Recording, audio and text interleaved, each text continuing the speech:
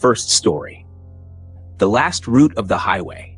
I had always loved the road, the long stretches of highway, the hum of the engine, the endless horizon ahead of me. It was freedom. My name is Jack Porter, and I'm a long-haul truck driver. I've driven across every state in America, from the mountains of Colorado to the swamps of Louisiana. Nothing ever fazed me, not even the strange things you hear about out there. It was around midnight when things started to go wrong. I was headed west on Route 70, a stretch of road that cuts through the heart of Kansas.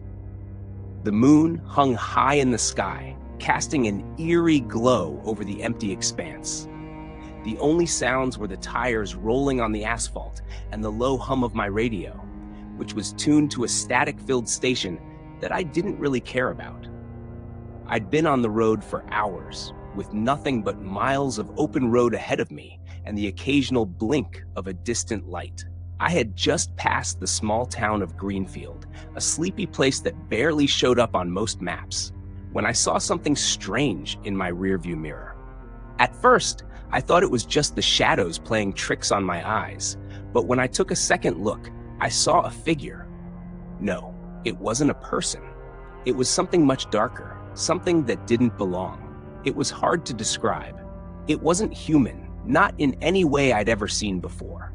It moved in the shadows, following the contours of the highway in an unnatural way. At first, it looked like a blur, just a flicker of movement. But as it got closer, I could make out its shape. Tall, with limbs that bent and twisted in ways that no human body could. Its face, or what I assumed was its face, was a dark, featureless mask. But I could feel its eyes on me, even though it had none. I sped up, thinking maybe I could outrun it, but it kept pace with me. It wasn't fast, but it was persistent. The hairs on the back of my neck stood up, and a chill ran down my spine. My grip tightened on the wheel. I tried to shake it off, telling myself it was just my tired mind playing tricks. But then came the sound. A deep, guttural growl that seemed to come from all around me. Second story. The night driver.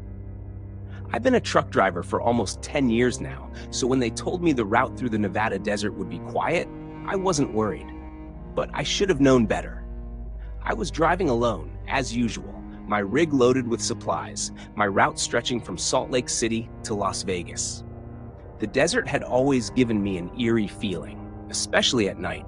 But tonight something felt different.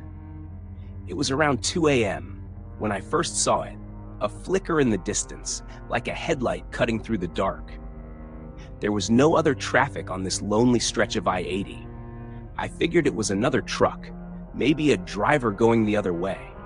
But as I got closer, the lights didn't move. They just stayed there, hanging in midair. A chill ran down my spine. I tried to shake it off, figuring it was just my tired eyes playing tricks on me. I rolled down the window to get some fresh air and keep myself awake, but that only made it worse. The wind howled louder than usual, as though something was whispering just beyond the wind's reach. I glanced over at the side of the road. Nothing. Only the vast emptiness of the desert stretched out on either side. Then I heard it. A voice. Soft at first, barely a whisper, like someone calling my name. Tom? Tom? I froze. My name. How? Who the hell was out here? There was no one. No cars. No people. Just the endless desert. I tried to focus on the road, but the voice grew louder. It felt like it was coming from right behind me. I checked the rearview mirror, but there was nothing there. Just the darkness of the road stretching on. I slammed on the brakes, swerving to the side of the highway. My heart was pounding. Was I losing my mind? I hadn't been sleeping well, but this was something else entirely. The wind picked up again, stronger this time, rattling my truck. That's when I saw it, a shadow darting across the road. It was fast, too fast to be human, too erratic to be a vehicle. My breath caught in my throat. I was paralyzed. The shadow moved again, this time closer to my truck. I could feel it. I wasn't alone anymore. Suddenly, the voice returned, but this time it wasn't a whisper. It was clear. It was angry. Tom, you shouldn't have stopped. I jerked the truck back onto the road, my foot heavy on the gas pedal. The engine roared to life as I sped down the highway, not caring about the speed anymore.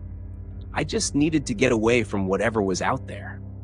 The lights in the distance still hadn't moved. They were right behind me now. It was as if whatever was out there was chasing me. I glanced into the rearview mirror again, but now there was something else. 2 glowing red eyes staring back at me. They were attached to a figure, tall and thin, with skin so pale it looked almost translucent. Its limbs were twisted, like they didn't belong. I felt sick, dizzy. My hands gripped the wheel so tightly my knuckles were white. Then the radio crackled. At first, it was static, but then a voice came through, distorted and chilling. "Tom? You can't run forever." I slammed my fist on the radio, cutting it off. But the voice didn't stop. It kept coming through, louder now, filling the cab of the truck. "You've made a deal. You just don't remember it, do you?" I didn't know what the hell it meant. I had never made a deal with anyone, especially not something like this. I tried to think. My mind raced. What had happened? A deal? What kind of deal? The truck started shaking. The headlights flickered. The desert outside felt like it was closing in, pressing against the truck. I felt like I was suffocating. The voice didn't stop. "You took something that wasn't yours, Tom. You never paid the price." My head was spinning. That's when it hit me.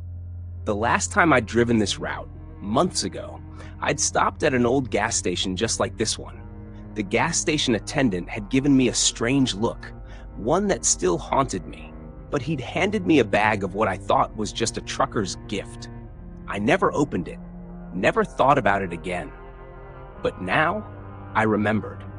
The weight of it felt wrong in my hands, as if it were filled with something far more sinister than just food or snacks. The truck lurched forward, and the voice grew even more urgent. "You can't escape. It's already too late. You belong to me now, Tom." The truck was spiraling out of control. I didn't know how to stop it. My hands were shaking, my heart racing. I had to get off the road, but the road kept going, stretching out forever, as though I was stuck in some kind of loop. Then it happened. The figure appeared right in front of the truck. There was no time to react, no time to do anything. The last thing I remember was the sound of metal crashing against bone. The next morning, they found my truck, abandoned, sitting in the middle of the highway. No sign of me, no sign of what happened to me, but they found something else. The bag I had taken from that old gas station. It was lying there, open, with the contents spilled out, and inside, a set of bones, strangely familiar. They say the truck is still out there, the same stretch of road, the same empty desert. People passing by report seeing a truck on the side of the road at night.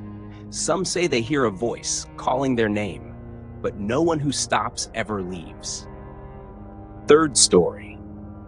The Midnight Haul. I've been a long-haul trucker for years, driving through the dead of night, mile after mile.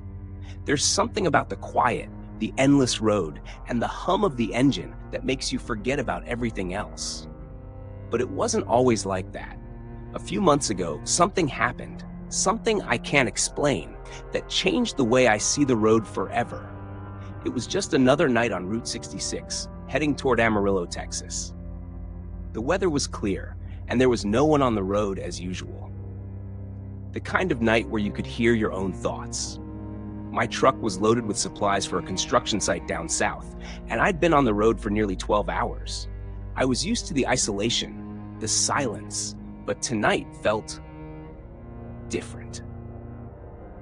There was this odd pressure in the air, like a storm was coming, though the sky was perfectly clear.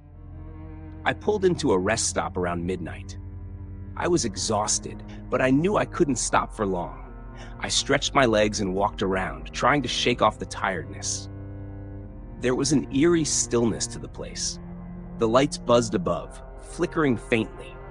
I tried to ignore it and headed back to the truck, but as I passed a small wooded area beside the lot, I heard something. A whisper. At first, I thought it was the wind, but it didn't sound like wind. It was too Deliberate. I froze, trying to make sense of it. Then I heard it again. This time it was clearer. A voice. Soft, almost like a child's, but it didn't belong to anyone. The hairs on the back of my neck stood up.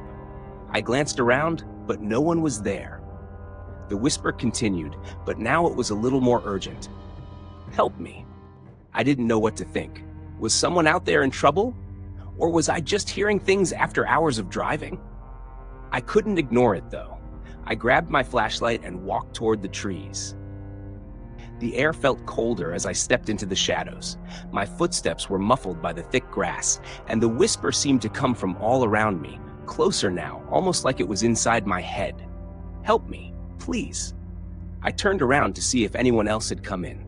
No cars, no lights, just me and the dark. Where are you? I called out, but my voice sounded hollow in the silence. Then I saw it, a figure standing just beyond the tree line. It was tall, impossibly tall, and shrouded in darkness. The figure wasn't moving, just standing there, staring at me. My heart raced. I couldn't move, couldn't think. Help! The voice wasn't from the figure, but from somewhere inside its shadow. I should have run, but I was frozen, trapped by fear and curiosity. The figure tilted its head, and in that moment, I realized it wasn't a person at all. It was something else. Something wrong. The air around it seemed to shimmer, bending as if it was pulling everything toward it. I could feel it, whatever it was, pulling at me. The shadows were alive, twisting, reaching for me. The whisper turned into a guttural growl, like a beast finally waking from a long slumber. My feet moved on their own, carrying me forward, but my mind screamed at me to turn back, to run. I snapped out of it and bolted for the truck, my heart pounding. The night was suddenly louder, the wind howling, the rustling of the trees mocking my panic. I jumped into the cab, slamming the door behind me and locking it. I breathed heavily, trying to calm down. My hands were shaking. I started the engine, my foot heavy on the gas as I sped out of the rest stop. The truck rumbled down the road, the tires screeching as I hit the gas harder than I ever had. My eyes darted in the rearview mirror, half expecting to see the figure behind me. But there was nothing. Just the endless, empty road. I thought I was safe. I thought it was over. But as the miles stretched on, something was wrong. The truck felt different. I couldn't explain it, but it felt heavier, like something was dragging behind me. I glanced in the rearview mirror again. That's when I saw it. A shadow, moving along the side of the road. It was keeping pace with me, matching my speed. But there was no one there. The shadow didn't belong to any object, and it seemed to stretch unnaturally, reaching toward me like fingers. My heart raced. I slammed on the brakes, but the truck wouldn't stop. It felt like the road was pulling me forward. I tried to turn the wheel, but it was like the truck was no longer mine to control. The shadow grew larger, covering the truck in its dark embrace. I could feel it inside the cab now, pressing in on me, suffocating me. The whisper came again, only this time it wasn't soft. Help! The voice was right next to my ear, hot and breathless. I screamed, but no sound came out. The truck lurched forward, and then everything went dark. When I woke up, the truck was stopped. I looked around, disoriented, unsure of where I was. The road was empty, and there were no signs of life. I checked my watch. It had been 2 hours since the incident. But something wasn't right. My hands were cold, and I felt distant, like I wasn't fully there. I stepped out of the truck, trying to shake off the feeling of dread that clung to me. As I walked toward the front, I saw the road sign, Amarillo, Texas. It was supposed to be miles away, but there it was. And standing by the sign was the same figure, tall, shadowed, waiting. And the whisper? It wasn't asking for help anymore. It was laughing. I ran. I ran faster than I ever had before. But no matter how far I went, I could feel it following me. The shadows, the whispers, always there, just out of sight. And I knew, deep down, I would never escape. The next morning, a trucker found my rig, abandoned and parked at the rest stop. The door was wide open, but there was no sign of me. The only thing left behind was the sound of the wind and the faintest whisper. Help me.